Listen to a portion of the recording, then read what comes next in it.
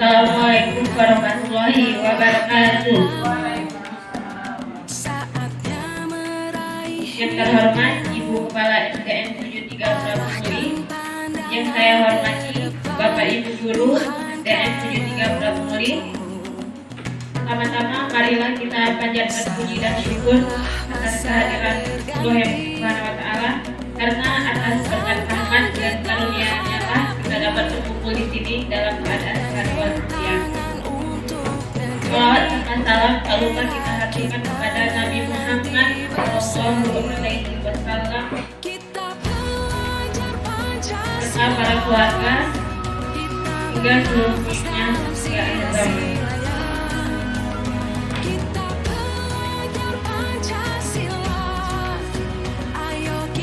Di sini saya akan membacakan susunan acara diseminasi budaya positif.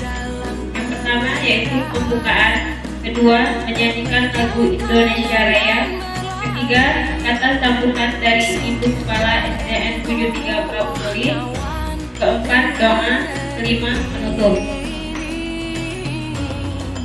Untuk membuka acara kita pada hari ini, marilah sama-sama kita melakukan basmalah.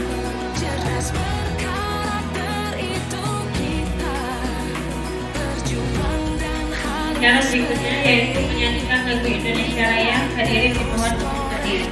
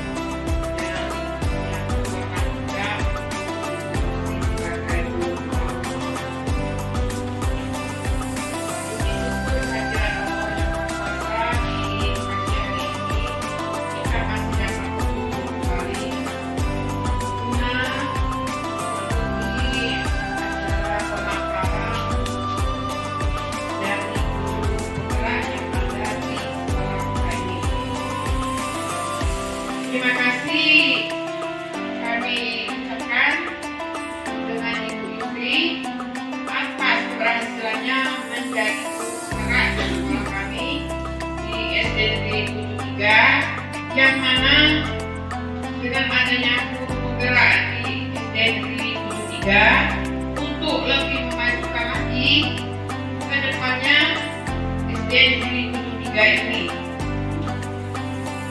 Di pagi hari ini, Ibu Yusri akan mengadakan paparan sedikit tentang budaya positif guru penggerak yang ada di sekolah. Dengan adanya guru penggerak ini di sekolah kita, walaupun baru barangkali kita baru dapat kita bersama-sama dengan hasil pemaparannya nanti kita lebih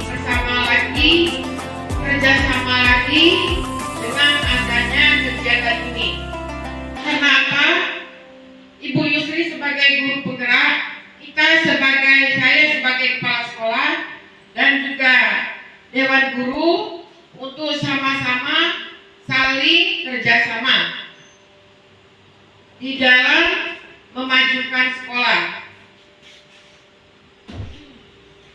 Dengan adanya kerjasama ini nantinya kita minta supaya sekolah kita ini akan baik dan lebih maju. Jadi Bu Yusri nantinya di guru penggerak ini, Ibu Yusri itu bukan istilahnya mendahului ya Bapak Ibu, tapi kita belajar sama-sama atas bimbingan dari Ibu Yusri. Kalau tidak adanya kerjasama, yang namanya guru penggerak di sekolah kita tidak akan berhasil. Jadi saya minta semua yang ada di lingkungan sekolah ini, baik itu antara guru penggerak dan saya, juga antara guru penggerak dan guru, yang lebih utama lagi anak-anak yang ada di sekolah ini. Kita sama-sama bergerak untuk memajukan sekolah ini dan juga sama-sama membimbing anak untuk lebih maju. Sekali lagi saya ucapkan terima kasih untuk Ibu Yusri yang sudah terpilih menjadi guru penggerak di SD Negeri 73. Akhirnya, wabillahi taufiq wal hidayah. Wassalamualaikum warahmatullahi wabarakatuh.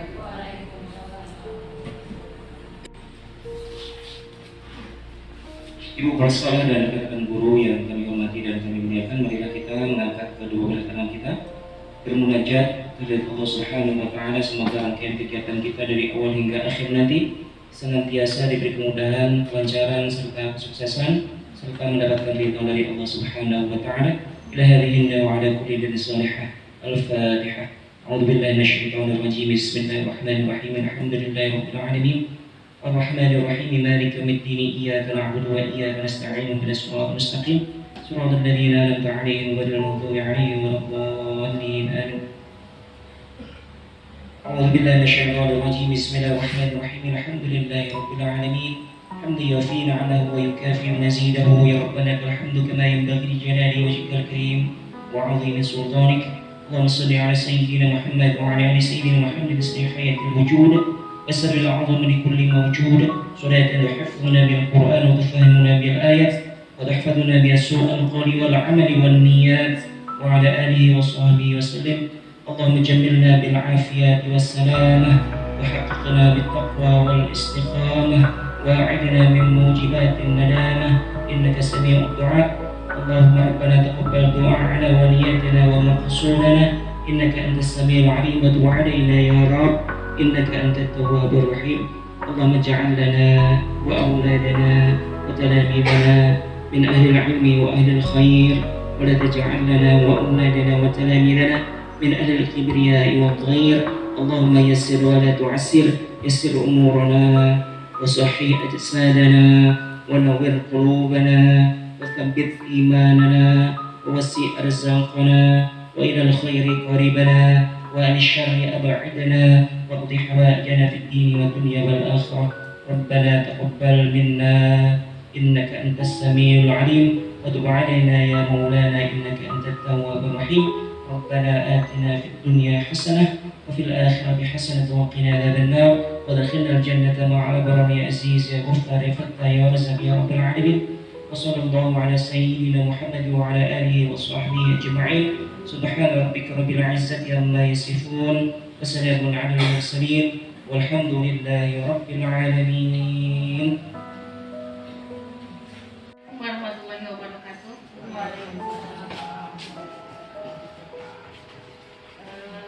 Puji syukur kehadirat Allah Subhanahu wa taala yang telah memberikan kita kesempatan pada siang hari ini kita bisa berkumpul di ruangan yang alhamdulillah cukup sejuk. Salam salam kita haturkan kepada junjungan kita Nabi besar Muhammad SAW.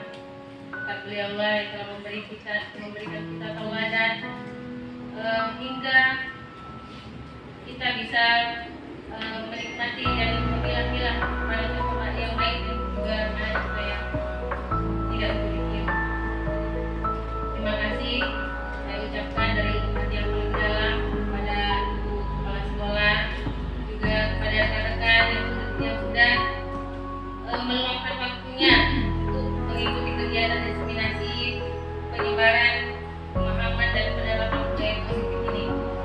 Ini sebagai bagian dari tugas aksi nyata saya sebagai guru penggerak di modul 1.4. Yang saya ingin tekankan di sini bahwa siapalah saya tanpa kalian. Siapalah saya tanpa kalian. Selain itu, saya berdiri di sini bukan karena saya lebih baik atau melebihi apapun, tidak ada. Saya sama seperti Bapak Ibu sekalian, tidak lebih baik, malahan mungkin ada yang lebih baik, ada yang lebih senior, ada yang lebih paham lagi. Tapi saya sangat berterima kasih dan saya sangat mengapresiasi atas segala support yang Bapak Ibu berikan kepada saya. Baiklah Bapak Ibu, tidak akan berlama-lama. Kita memasuki aksi nyata modul 1.4 penyebaran pemahaman dan penerapan budaya positif di lingkungan sekolah. Saya izin berdiri ya Bapak Ibu. Izin berdiri Ibu kepala sekolah.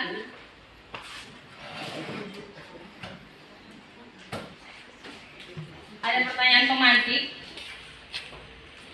Ini setuju atau tidak setuju?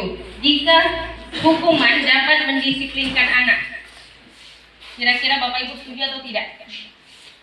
Hukuman dapat mendisiplinkan anak, setuju atau tidak? Setuju. Baik, kita tampung dulu Bapak Ibu ya. Setuju tadi ya. Kemudian kalimat pemantik yang kedua, pemberian hukuman dengan hal yang positif seperti membaca atau membersihkan halaman sekolah dapat meningkatkan disiplin anak. Setuju? Baiklah, setuju ya, kita tampung Bapak Ibu ya. Kalimat pemantik yang ketiga, memberi penghargaan dapat meningkatkan motivasi belajar anak. Setuju Bapak Ibu? Setuju, baiklah. Kita lihat hasilnya nanti di akhir pemaparan Bapak Ibu ya. Agak susah laptopnya jauh. Ini kata Ki Hajar Dewantara bahwa pendidikan kita, seorang petani yang menanam padi hanyalah dapat menuntun tumbuhnya padi. Ia dapat memperbaiki tanahnya, memelihara tanamannya, memberi air dan memusnahkan ulat dan jamur yang mengganggunya. Tetapi ia tidak dapat mengganti kodrat-kodratnya menjadi padi tadi. Misalnya, setelah dia menanam, mengurus, membersihkan rumput, menyiram, pagi sore disiram, dia berharap padi tadi tumbuhnya jagung. Kira-kira bisa nggak Bapak Ibu? Nah, itulah tadi apa yang tertanam. Kalau kita menanam padi, maka akan tumbuhnya padi. Tapi biasanya tanam padi tumbuh rumput waktu tumbuh. Nah itu, makanya tugas kita tadi sebagai seorang pendidik adalah untuk membersihkan tanaman-tanaman yang mengganggu, hama-hama yang menempel. Itu tugas kita sebagai seorang pendidik. Nah, jika kita guru diibaratkan sebagai seorang petani, kita ini guru diibaratkan sebagai seorang petani, maka sekolah kita itu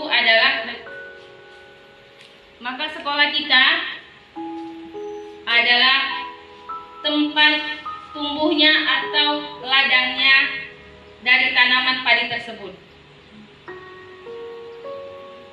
Nah, sekarang timbul pertanyaan. Nah, maka sudah seharusnya kita sebagai seorang pendidik, seorang guru untuk menciptakan suasana lingkungan yang aman, nyaman, menyenangkan, dan menjaga berbagai hal yang tidak baik dari tumbuhan kita tadi. Kalau di sini adalah murid kita. Jadi menjaga tadi adalah kewajiban dari guru, menciptakan suasana yang nyaman, menjaganya dari hal-hal yang tidak baik adalah kewajiban kita sebagai seorang guru. Nah, lingkungannya aman dan nyaman akan menumbuhkan kebiasaan-kebiasaan yang baik yang akan menjadi sebuah karakter. Karakter nanti karakter itulah yang akan membentuk budaya positif. Kalau kita sekarang berada di SD 3, berarti karakter yang kita bentuk tadi akan membentuk budaya positif di lingkungan Sekolah Dasar Negeri 73 Prabu Muli.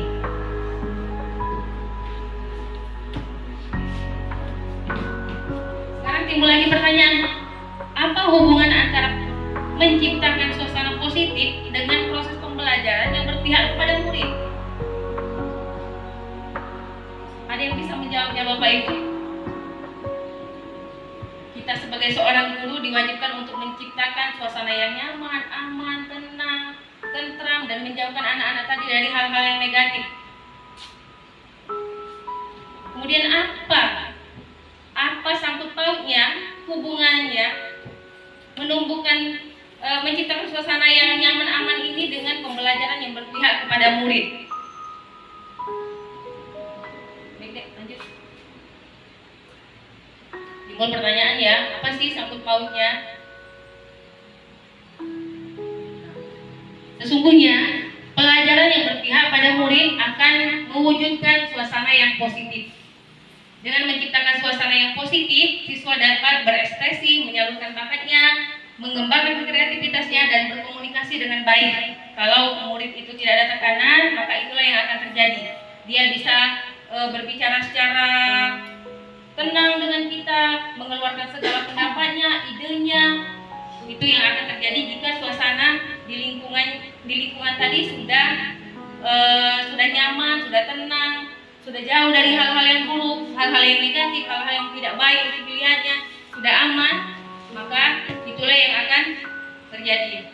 Nah, tanpa tekanan, suasana positif juga membuat siswa merasa aman, nyaman, dan bebas dari bully. Banyak sekali ya Bapak Ibu, suasana bully ini ya. Tidak hanya kita yang di pinggiran, bahkan di kota lebih parah dari ini bully ya. Mulai dari kelas 1 sudah belajar geng-gengan, yang ada kekurangan maka dia tidak punya teman. Nah itu kita di sini itulah tugas kita untuk mencegah adanya bully tersebut. Ini ada 8 konsep inti dari budaya positif. Yang pertama, pembelajaran dengan paradigma baru, disiplin positif, nilai-nilai kebajikan, kemudian kebutuhan dasar manusia, motivasi perilaku manusia, posisi kontrol guru, keyakinan kelas, kemudian ada segitiga restitusi sebagai pemecahan masalah. Lanjut. Nah, pembelajaran dengan paradigma baru. Di pembelajaran dengan paradigma baru, apa sih pembelajaran dengan paradigma baru? Pembelajaran paradigma baru merupakan pembelajaran yang berorientasi pada penguatan karakter. Penguatan karakter yang sesuai dengan profil Pancasila. Kalau kemarin pembelajaran kita berpatokan dengan nilai, kita sebagai guru dituntut harus punya kriteria tuntasan minimal. Nah sekarang di kurikulum Merdeka Belajar, kriteria ketuntasan minimal di kurikulum Merdeka Belajar, kriteria ketuntasan minimal kemarin diubah menjadi apa Bu Lailia? Diubah jadi KKTP ya. Nah, dia tidak lagi tercapaian keren yang lainnya. Pembelajaran. Jadi kita tidak menilai anak ini harus bisa membaca, harus bisa menulis. Kemarin juga waktu Ibu Ridhoyanya ke sini, dia juga menekankan bahwa anak-anak tidak harus fokus harus menulis, membaca, tidak.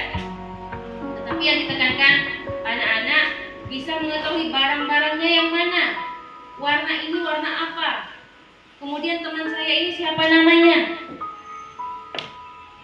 Dia bisa menjaga barang-barang dia, seperti itu. Pensil dia warna apa? Itu yang ditekankan di fase A. A adalah kelas 1 dan 2. Jadi tentu saja membaca adalah gerbang untuk menuju jendela dunia. Tanpa membaca tidak akan bisa, nggak bisa apa-apa gitu. Tapi tidak harus difokuskan. Nggak bisa baca, nggak naik kelas. Nggak bisa lagi sekarang. Karena yang kita nilai adalah karakter siswa. Itu Bapak Ibu ya. Sebentar Bu Pamel. Ini yang sesuai dengan profil pelajar Pancasila. Apa itu profil pelajar Pancasila? Beriman dan bertakwa kepada Tuhan Yang Maha Esa dan berakhlak mulia. Itu yang pertama. Kemudian berkebinekaan global. Dia menghargai keberagaman, tidak hanya dari dalam, tapi dia juga menghargai keberagaman yang berasal dari luar. Dia bisa mengadopsinya, dia bisa memanfaatkan keberagaman budaya dari luar itu, bisa mengadopsinya, diterapkannya ke dalam kehidupan sehari-hari, bisa bermanfaat untuk dia. Itu berkebinekaan global tadi. Kemudian gotong royong, mandiri. Tadi dia tahu apa milik dia, kepunyaannya apa, benda warna kesayangannya apa, dia tahu itu, minimal itu dulu. Kemudian bernalar kritis. Bernalar kritis artinya dia bisa mengadopsi informasi yang sampai ke dia, bisa disaringnya, kemudian bisa diapresiasikannya atau bisa diaplikasikannya dengan kehidupan dia. Itu nalar kritis ya. Intinya jadi apa yang informasi yang diterima dia bisa menerimanya dan dia bisa dipakainya dalam kehidupan sehari-hari dia, seperti itu. Itu nalar kritis. Kemudian yang terakhir adalah kreatif. Itu dia profil pelajar Pancasila. Berikutnya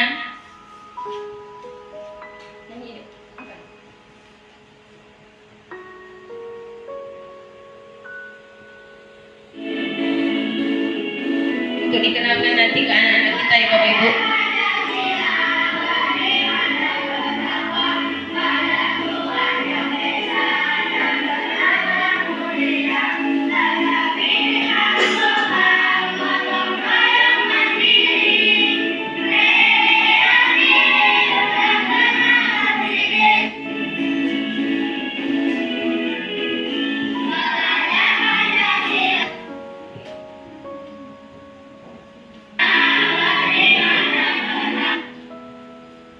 Berikutnya bisa kita kenalkan, bisa kita bawa ke kelas kita masing-masing. Nah ini dia perubahan paradigma. Sekarang kita bermain Bapak Ibu ya. Bisa mencari pasangannya.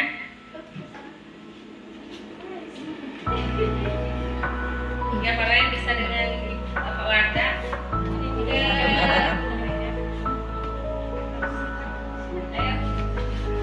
Masing-masing sudah ada pasangan.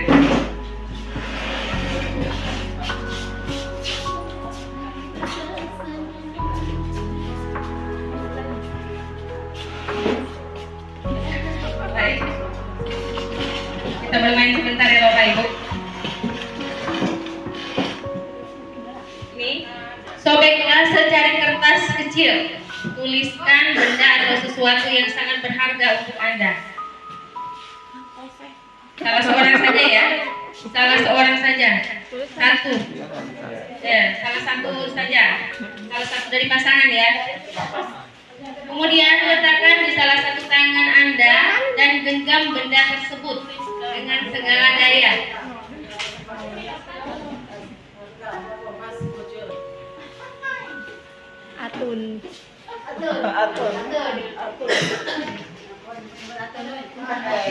Anggaplah benda yang di tangan kita itu sangat berharga untuk kita.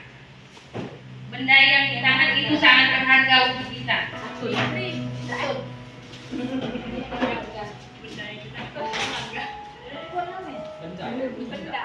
Benda berharga. Anggap saja sesuatu yang sangat berharga untuk kita. Bebas. Udah mati hidup. Masih. Pokoknya yang itu sangat berharga untuk kita. Kemudian genggamlah benda tersebut.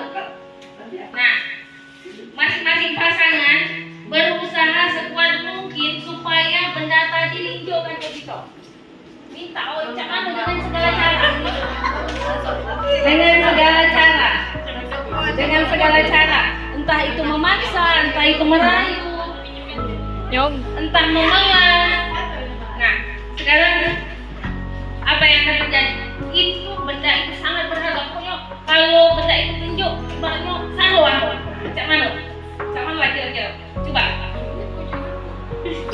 Yang nak minta dibujukin, dipinta, menolak, segala macam dengan kekerasan atau cak mana?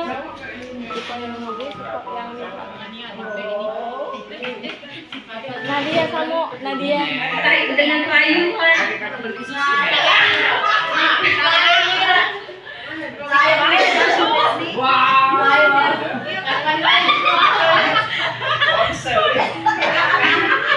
Karena saya suka baru cair ya. Segalanya itu.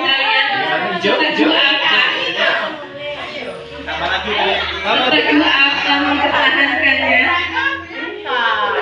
Jualin tak ganti. Aku ajak jalan-jalan. Mau kasih bongkol. Kalau dirampas boleh tak, Bu? Boleh. Boleh. Mau dirampas, artinya kalau dirampas memakai kekerasan kan ya? Kalau dirampas artinya memakai kekerasan kan? Nah, boleh. Sekuat apa? Seperti itu. Sekuat apa kita bisa mengambilnya? Aku mau ke kanan kiri. Bagaimana? Tapi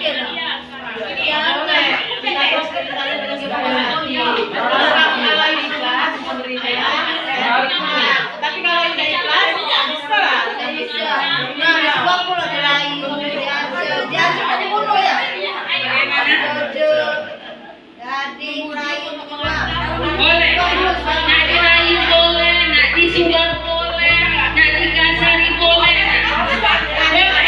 Dipaksa boleh. Kita lihat nanti apa yang akan terjadi. kan sekolah dah preman.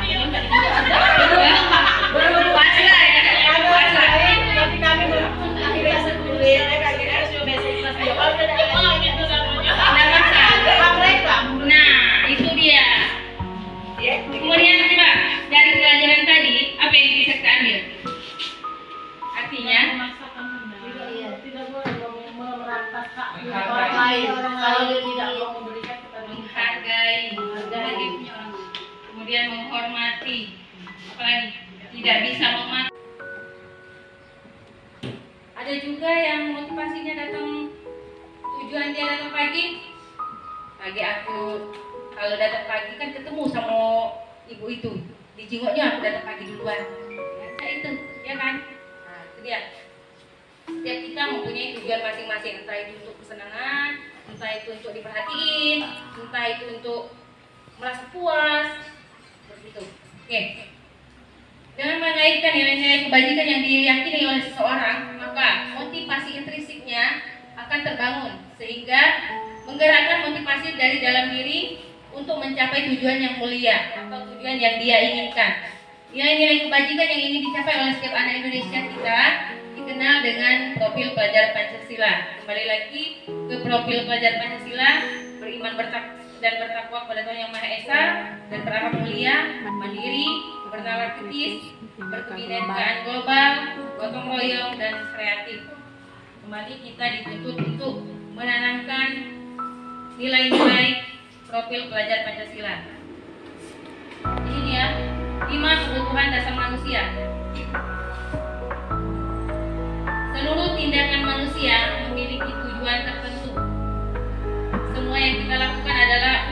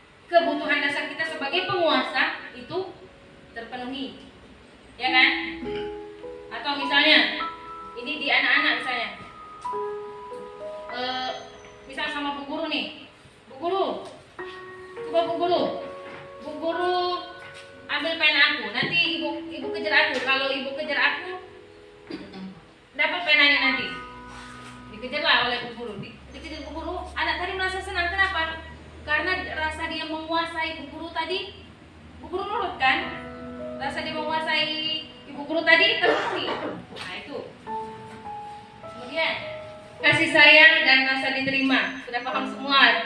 Kasih sayang dan rasa diterima, ya kan?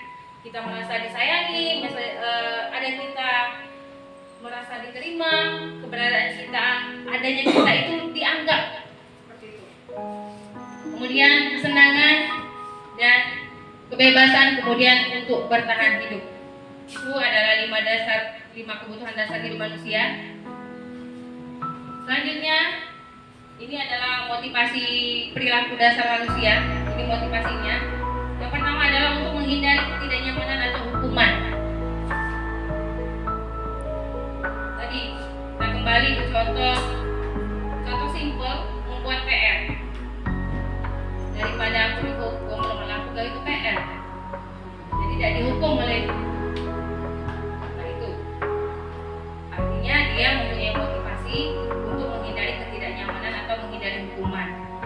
Kemudian yang kedua adalah untuk mendapatkan imbalan atau penghargaan dari orang lain.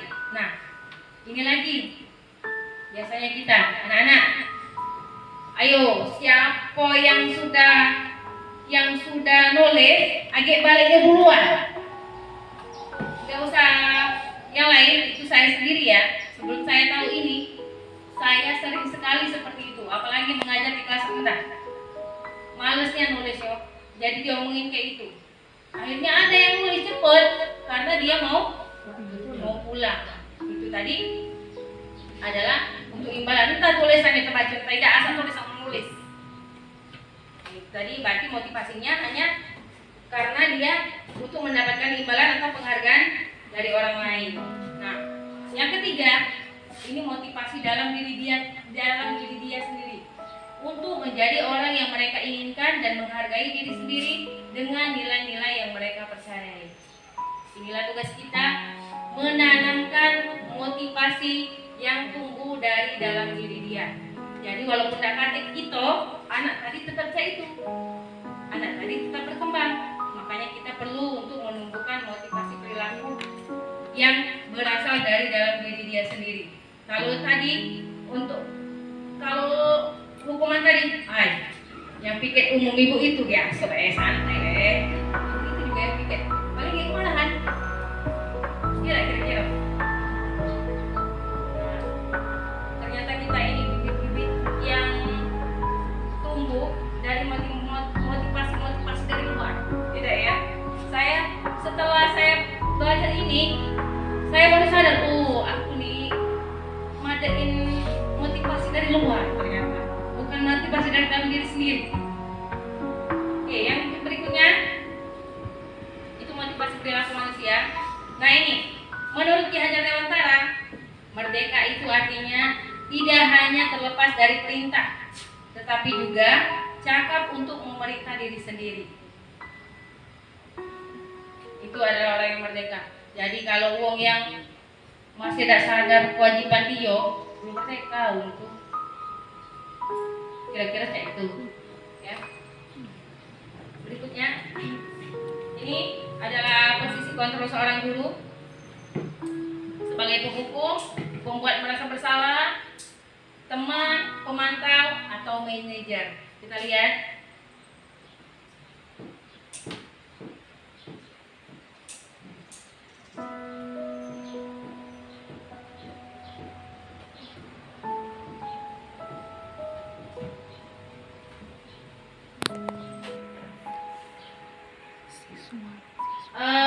Ini adalah identitas gagal, kontrolnya dari luar adalah untuk menghindari hukuman. Ini kalau guru sebagai penghukum, biasanya akan menghakimi, menunjuk-nunjuk, menyakiti, menyindir. Itu kalau posisi kontrol guru sebagai seorang penghukum, ya biasanya dia ngomong kayak nih, awas, kalau kamu tidak melakukannya awas ya, rasakan nanti. Dari kelas. Kalau saya kok yang kayak gitu. Biasanya saya ngomong gitu. Kalau udah nulis sudah lah ya, kan kita kelas ya. Jadi selesai kelas tulisan. Ternyata saya dulu berada di kontrolnya dari penghukum. Kemudian hasilnya anak-anak akan memberontak, menyalahkan kemudian berbohong. Kaitannya dengan dunia yang berkualitas, murid meletakkan guru di luar dunia berkualitas. Jadi tidak dianggap gitu. Setelah dia lepas dari itu oleh galak ngancam-ngancam itu, jadi aku ini lagi gitu. Ternyata ya. Kemudian murid berkata, biarkan saja, nanti juga marah-marah lagi. Iya. Maka yang datang dari dalam diri dia abai, jadinya abai dengan kewajiban dia. Ini dampaknya pada murid mengulangi kesalahannya lagi. Benar saja, sudah kita marah, sudah kita ancam-ancam, besoknya masih dia malas nulis. Karena kita kontrol kita sebagai seorang penghukum. Oke. Yang kemudian yang kedua adalah membuat rasa bersalah. Nah, ini mengulas ini. Berceramah dengan mengatakan seharusnya kamu baca ini terus. Kecewa ibu, kamu tidak dengar omongan ibu, kecewanya ibu. Jadi anak tadi merasa ibu ini kecewa oleh sekolah baca ini, kecewanya lah. Jadi dia rasa gak suka percaya diri dia kan. Nah, ini guru berkata kamu seharusnya kamu sudah tahu. Ibu lelah sekali mengatakannya. Ibu stres. Kira-kira seperti itu ya. Hasilnya, hasil dari dia takut membuat rasa kecewa orang lain tadi, hasilnya dia akan berbohong. Dia menyangka. Banyak seperti itu ya. Banyak sekali yang seperti itu. Kemudian kaitannya dengan dunia yang berkualitas, murid meletakkan guru di dalam dunia yang berkualitas. Nah, murid akan merasa berkata, maafkan saya bu, saya tidak akan mengulangi mungkin, tetapi dia akan merasa rendah diri karena dia dikatakan dia membuat kecewa guru atau membuat kecewa orang lain. Ini identitas berhasil atau identitas yang sukses. Kontrol dari luar, mengharapkan imbalan atau ketergantungan pada orang lain. Nah, teman, ini posisi teman. Guru membuatkan alasan-alasan untuk muridnya. Nah, guru biasanya akan berkata, ayolah lakukan ini demi ibu ya. Kan kita teman. Yuk, lakukan ini demi aku. Karena kita teman. Kemudian, masa kamu tidak mau? Ingat, tidak ibu bantu. Ingat tak? Kemarin kan sudah ibu bantu naik kelas. Misalnya. Hasilnya, murid akan ketergantungan dengan guru tersebut. Karena dia merasa ada ibu itu kayak. Ada tameng, ada kawan aku di situ. Itu kan? Ada ibaratnya ada yang diandalkan. Jadinya dia ketergantungan. Kalau ibu ini pindah jangan dong. Iya kan? Belum lagi anaknya. Nah itu. Kaitannya dengan dunia luar, murid meletakkan guru sebagai orang yang sangat penting di dunia yang berkualitas. Itu tadi, dia ada ketergantungan dengan guru tersebut. Kalau guru itu pindah, tamatlah nasib murid, ya kan? Murid biasanya berkata, saya pikir bapak ibu teman saya. Ternyata begitu, karena bapak ibu tuh kawan dengan kita. Santai weh. Kadang juga mereka akan menyepelekan kita. Dengan kita oke, dengan kawan kita tidak oke. Akhirnya oleh dia merasa kawan tadi dengan kita, kadang-kadang umumkan kawan kita sama guru. Dengan guru, tersinggung nggak kira-kira? Kalau saya tersinggung. Nah itu, oke. Sebagai pemantau, nah ini tersebut kalau dia berada di posisi pemantau, dia akan menghitung dan mengukur data yang ada. Apa peraturannya? Karena guru tersebut sudah berada di posisi pemantau, pokoknya masih hitung-hitungan. Aman terlambat jam 7 sudah tutup. Nah, seperti itu guru yang berada di pemantau.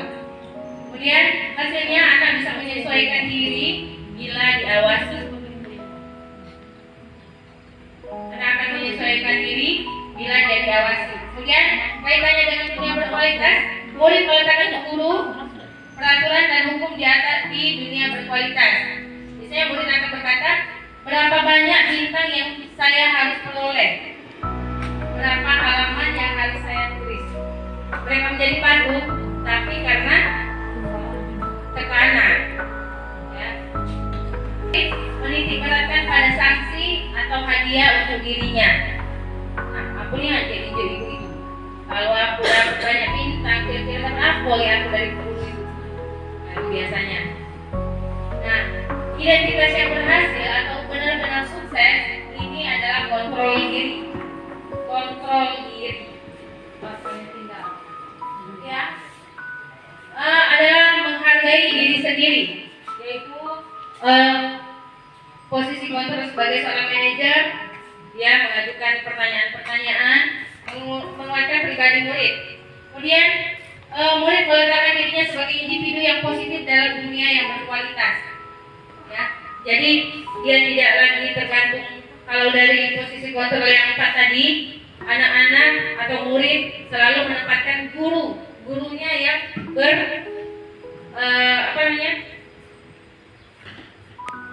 ada dompengan gurunya. Kalau di sini dia menempatkan dirinya sendiri. Aku, bagaimana aku harus bersikap, ya. Ini dia. Murid meletakkan dirinya sebagai individu yang positif dalam dunia yang berkualitas. Biasanya dia berkata, bagaimana caranya saya bisa memperbaiki keadaan? Bagaimana caranya saya bisa memperbaiki keadaan? Kemudian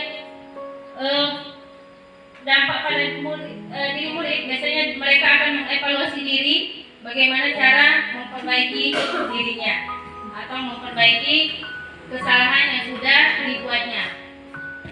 Kemudian yang berikutnya adalah keyakinan sekolah atau kelas. Nah, Bapak Ibu guru, ini adalah awal tahun pelajaran. Alangkah baiknya kita mulai dengan kelas tinggi, mungkin sudah bisa diajak anak-anak, diajak untuk berdiskusi tentang keyakinan kelas yang ada, yang harus kita sama-sama terapkan di dalam kelas. Misalnya membuang sampah pada tempatnya, itu artinya kita menjaga kebersihan kelas. Nilai-nilai kebajikannya seperti itu. Keyakinan kelasnya adalah membuang sampah di kelas, berarti kita menjaga supaya kelas kita tetap bersih. Kemudian tidak mengambil barang milik orang lain. Nah, hal seperti ini, keyakinan kelas tersebut bisa ditempelkan di kelas. Kita sepakati dengan anak-anak apa yang mau kita buat supaya kelas kita aman, nyaman. Misalnya galak kemalingan, berarti tidak boleh mengambil barang orang lain. Itu artinya menjaga hak milik. Kemudian lagi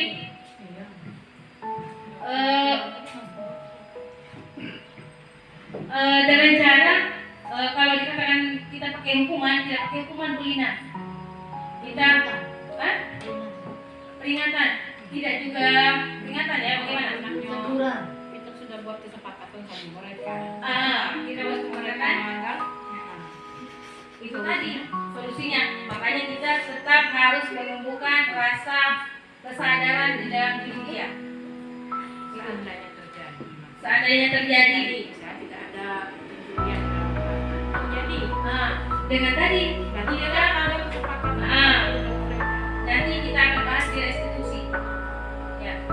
Setelah ada kesepakatan kelas, ketika dia masih melanggar, maka kita akan memakai nanti restitusi segitiga restitusi sebagai penyelesaian masalah. Oke, keyakinan kelas berupa pernyataan universal yang mudah diingat atau dipahami dan harus diterapkan dalam lingkungan sekolah atau kelas. Jadi ya, peraturan Kalau peraturan identik dengan hukuman. Kalau ada peraturan berarti ada hukuman. Makanya kita di sini tidak menerapkan peraturan, tapi menerapkan keyakinan keras. Misalnya selalu mengembalikan buku pada tempatnya, artinya tanggung jawab. Kemudian dilarang mengganggu orang lain. Keyakinan kelasnya kita harus menghormati orang lain dengan keras. Nah ini dia segitiga restitusi dalam penyelesaian masalah. Kata Bu Lina tadi, kalau kita lobat keyakinan kelas, ternyata anak masih melanggar. Ini dia. Yang pertama kita peran guru. Biasanya yang memakai segitiga restitusi adalah guru yang berperan sebagai manajer. Kalau manajer tadi kan dia kalau ada masalah ditanya anaknya tuh, ngapo akan kau melakukan ini oleh aku sebabnya. Biasanya seperti itu ya, itu manajer. Jadi kita tuh menggali diri dia, bukan menggali orang lain. Biasanya kita ngerti juga. Kenapa kalau begitu? Kita kawannya aja lagi di kawannya. Nah itu yang perlu kita tanamkan. Lagi dulu nak gantian, bukan tanya dia, biar dia yang jawab. Ini guru yang berperan sebagai manajer biasanya menggunakan segitiga restitusi dalam menyelesaikan masalah.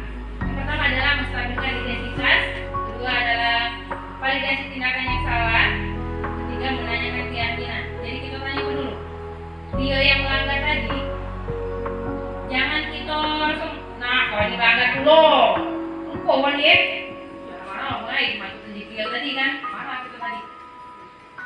Baiknya ditanya dulu, tak apa-apa, biasa itu, lupa biasa. Tanya lagi, kenapa? Sampai kau lupa tadi oleh apa? Kalau tidak ngawin tugas tadi oleh apa?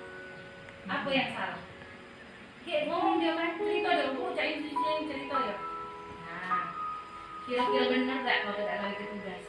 Kira-kira kalau kau tidak ngawin tugas itu yang dia siapa? Ibu aku tahu. Misalnya, nah dari sana nanti kita tanyakan lagi dengan keyakinan kelas kita tadi. Kita sambungkan dengan keyakinan kelas kita tadi. Keyakinan kasih. Thank you. Harapan dan keinginan semoga saya dan kita semua bisa menjadi guru penuntun, tumbuh kembangnya murid sesuai dengan kodrat alam dan kodrat zamannya. Amin ya rabbal alamin. Menanamkan kebiasaan baik yang kemudian menjadi sebuah karakter baik dan menciptakan budaya yang positif di lingkungan sekolah yang kita cintai ini. Amin Allahumma amin ya rabbal alamin. Wassalamualaikum warahmatullahi wabarakatuh.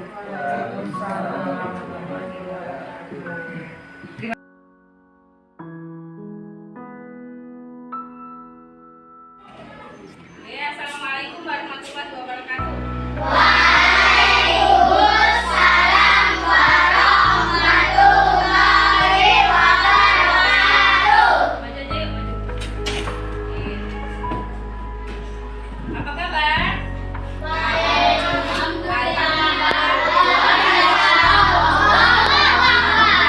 Oke. Tadi capek ya habis latihan? Capek ya? Tadi kita habis latihan, jadi biar gak terlalu capek, gak terlalu penutanya, kita hari ini cuman akan mengadakan kesepakatan kelas saja. Apa itu kesepakatan kelas? Kesepakatan kelas adalah peraturan yang kita buat seperti peraturan yang kita buat di dalam kelas supaya kita lebih saling menghargai, saling menghormati, kemudian saling menjaga barang kita, menjaga semua barang yang sudah ada di sekolah, seperti itu, ya. Bedanya peraturan dengan kesepakatan kelas atau keyakinan kelas. Kalau keperaturan biasanya identik dengan hukuman, ya nggak?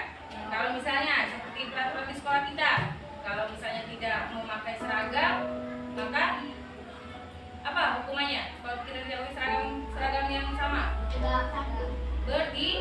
berdiri pada saat apel, tidak menggunakan atribut lengkap, maka barisan kita berbeda dengan yang lain. Nah itu seperti itulah.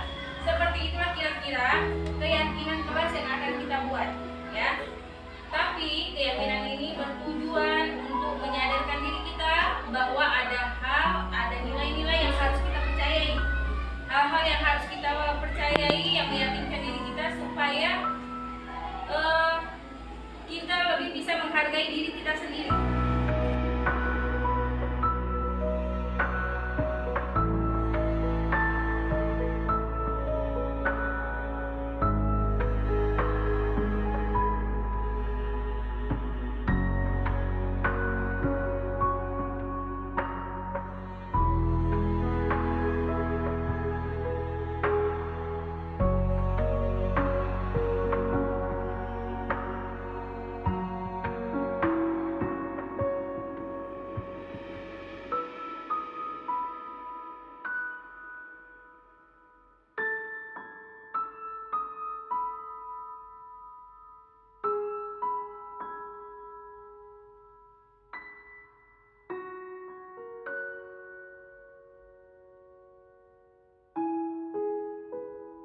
Ini ada sumbangsih dari kalian yang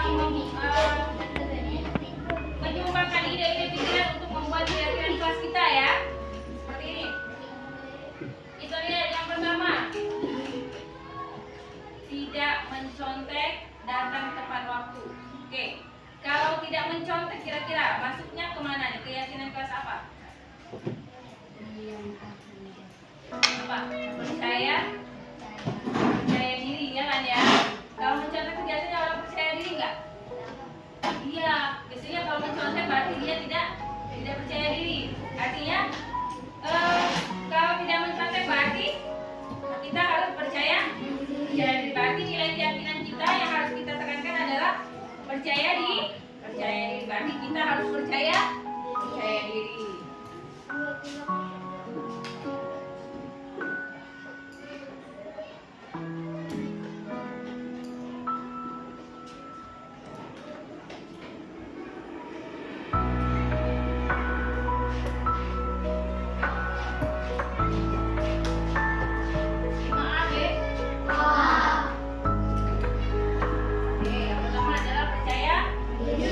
Kemudian datang tepat waktu. Apa itu datang tepat waktu?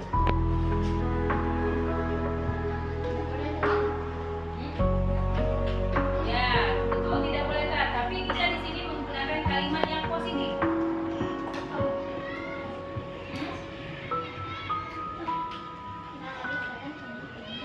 Masuk kelas tepat waktu. Atau bisa juga ke disiplin, ya. Nah, jadi kita mau buat di sini mau masuk kelas tepat waktu atau disiplin? Disiplin, ya. Oke.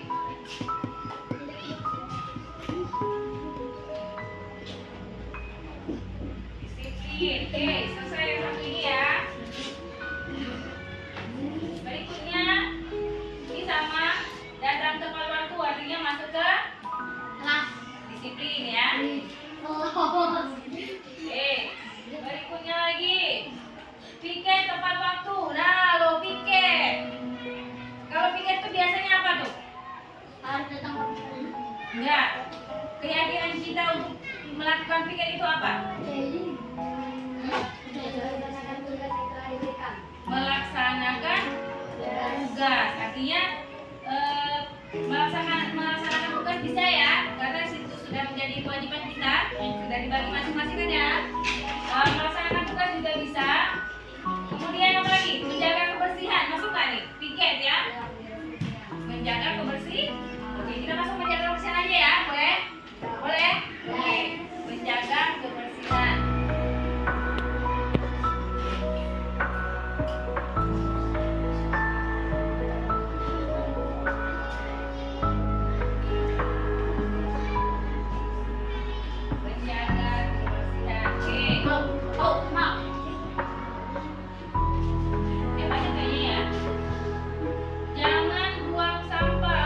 Jangan buang sampah di dalam kelas.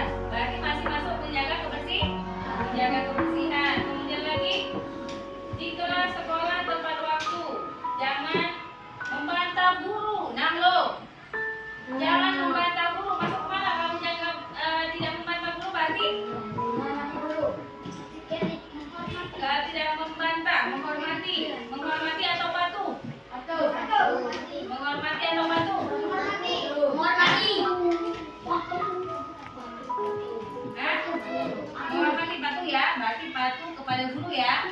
Oke.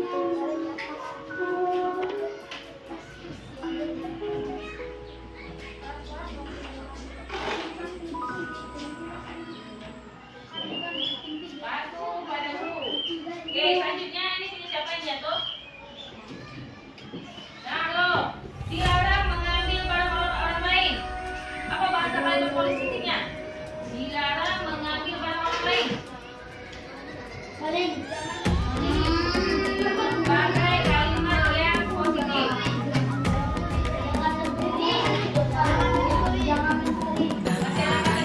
Bukalah matamu, saatnya meraih Kita tidak menggunakan kata-kata yang negatif, tidak. arahkan pandangan Kita ke menggunakan kalimat yang positif. Tuhan kan Apa jadi? Pakai kalimat yang masa berganti, dilarang mengambil barang orang lain. akan kita hadapi, bergandeng tangan untuk Kembalikan negeri, barang. era kita menanti berseri, Kembalikan barang. kita Orang lain adalah belajar bijak ya. Apa Pancasila. bahasanya ya? Kita bernafas dalam sila-silanya, Kembalikan. kita belajar Pancasila. Ayo kita jaga untuk Indonesia, bersatu dalam perbedaan, berpegang tangan dan berlari, singkirkan egomu oh kawan, demi negeri ini. Harus menghargai teman dengan sopan dan baik. Generasi emas, cerdas berkarakter itu kita, berjuang dan harus berani, kita terus torehkan prestasi.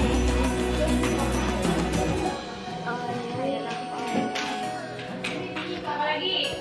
Nih, tentunya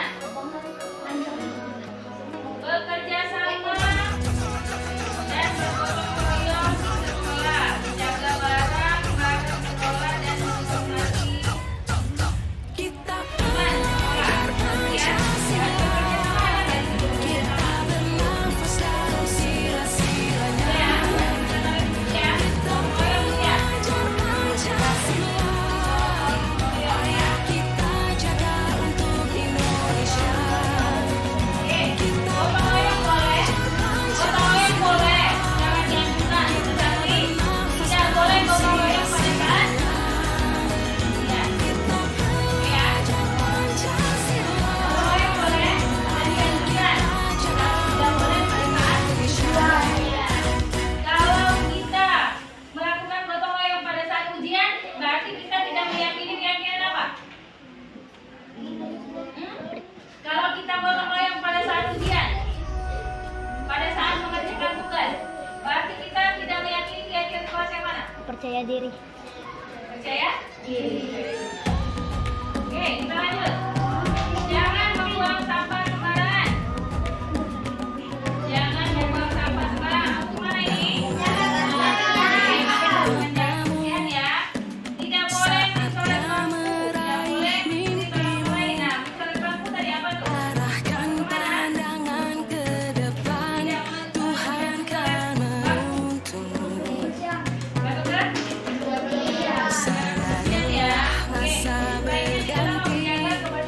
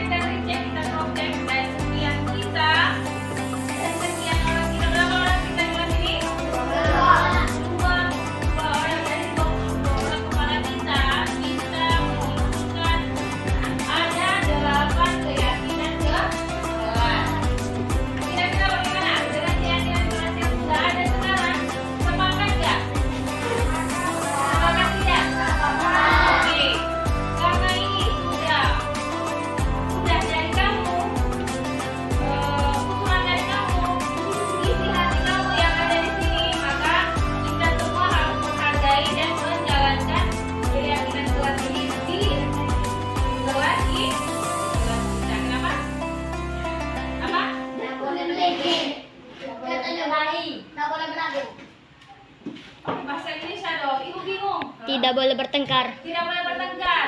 Oke. Tidak boleh bertengkar ya. Bagus, tidak boleh bertengkar. Tapi kira-kira kalau kita bertengkar tuh asal mula bertengkar tuh biasanya apa? Saling ejek. Berarti kalau saling ejek itu langsung kemana poinnya? Kita masuk ke saling menghormati dan menjaga Sikap. ya. Bisa ya? Kira-kira kita sepakat? Sepakat dengan keyakinan kelas ini? Bagaimana Pak yang sudah pakai topi? Sepakat? Oke. Kita sedang menjalankan keyakinan kelas. Ada di sana saling menghormati. Ada di sana saling menghormati.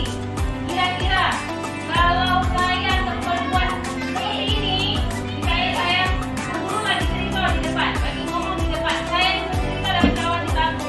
Kira-kira saya menjalankan keyakinan kelas enggak? Hah?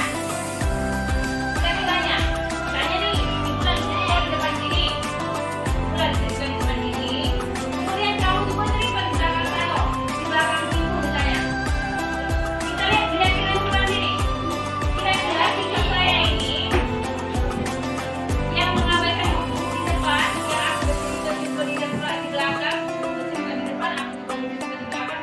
Kira-kira aku menjalankan keyakinan kelas tidak? Hah? Kira-kira aku menjalankan keyakinan kelas enggak? Ya, Pak. Ya ya. Oke. Tadi kita semua sudah sepakat bahwa kita semua harus melakukan atau menerapkan keyakinan kelas. Ibu ulang lagi keyakinan kelas kita ya. Belajar lagi ya, boleh ya. Keyakinan kelas 5A yang pertama adalah percaya diri. Artinya kita harus percaya diri. Ada tugas atau ada uji kemampuan, ada tes atau ada lomba, maka kita harus menunjukkan bakat kita dengan percaya diri. Proses atau percaya diri. Kemudian disiplin. Banyak sekali disiplinnya Pak ya. Tolong disiplinnya ya. Banyak sekali disiplin. Datang tepat waktu, melakukan tugas tugasnya, kemudian memakai baju seragam yang sudah ditentukan, memakai atribut sekolah baik itu topi, dasi, ikat pinggang, kaos kaki dan sepatu yang sudah ditentukan, masuk ke disiplin ya. Kemudian juga mengerjakan PR, masuk kemana kira-kira? Masuk kalau mengerjakan PR, kasih tugas oleh guru. Kemudian masuk ke ya, masuk ke disiplin juga ya. Berikutnya adalah menjaga kebersihan dan kerapian. Nah, menjaga kebersihan dan kerapian. Yang pertama tadi, orang yang piket bertanggung jawab atas kebersihan. Nah, kemudian kita semua menjadi penanggung jawab atas kelangsungan kebersihan kelas kita. Ya ya. Dengan tidak membuang sampah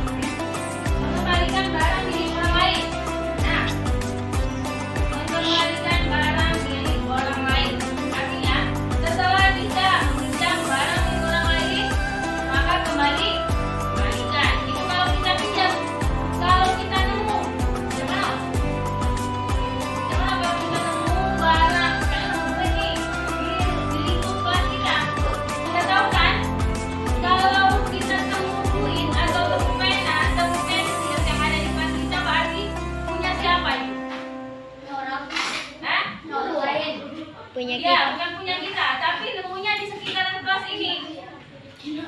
Nemunya di kelas ini. Kira-kira punya siapa? Punya kita. Berarti punya teman kita. Iya, punya penghuni kelas ini. Artinya kembalikan ke kemana? Misalnya taruh di meja guru, misalnya ya. Kalau ketemu uang, misalnya jangan diambil, tapi tidak diambil, ditaruhkan di meja guru. Nanti dihalu-halukan siapa yang merasa kehilangan uang. Ya, seperti itu ya kita. Oke.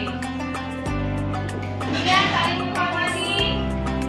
Gotong royong tadi sudah ibu jelaskan. Saling menghormati juga tadi sudah dijelaskan. Bagaimana cara kita saling menghormati? Dengan saling menghormati maka seperti itulah kita menghormati orang lain, maka seperti itulah pula orang lain menghormati kita. Ya. Nah, banyak hal, banyak cara kita saling menghormati orang lain. Banyak cara kita menghormati orang lain. Banyak cara kita menghargai orang lain. Ya. Gotong royong tadi sudah dikatakan gotong royong sangat dianjurkan, tetapi tidak boleh gotong royong pada saat Ujian. ya, nah, tidak boleh gotong royong pada saat Ujian. kemudian menjadi kelompok yang baik dan di kelas. Apa? Dengan menjaga artinya kalau dikerja buruk tidak usah dikeluh. Nah, kalau dikerja buruk berarti stop. Jangan diulangi. Oke, kita sepakat ya dengan keyakinan kelas ini. Ayo, sama-sama kita katakan kami kelas 5A sepakat dengan keyakinan kelas. 1, 2, 3. Kami kelas 5A sepakat dengan keyakinan kelas.